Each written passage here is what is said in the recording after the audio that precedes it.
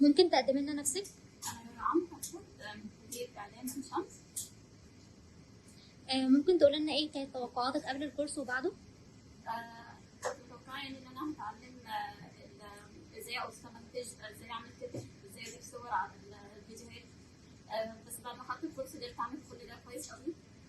المهندس عامة كان بيساعدنا كتير، يعني في أي وقت كنت بقدر أسأله كان بيرد عليا على طول. حتى كمان الأسيستنت بتوعه كانوا كويسين جدا، أي وقت كنت بسأل فيه كان على طول بلاقي رد بلاقي كده. طيب ترشحي حد من بعدك ياخد الكورس ده؟ أكيد هيستفيد جدا وهيقدر يعمل حاجات كتير أوي وكواليتي عالية جدا. ممكن تقدمي لنا نفسك؟ أنا ملك عمر، إعلام تربية نوعية جامعة عين شمس. توقعاتك كانت ايه للكورس ده قبله وبعده؟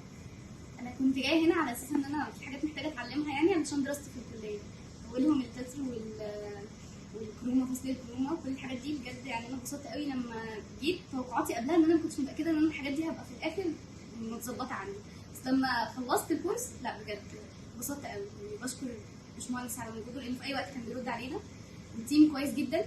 أي حاجة بنحتاجها بجد بيساعدونا فيها في أي وقت. طيب تمام، ترشحي حد ياخد الكورس ده بعدك؟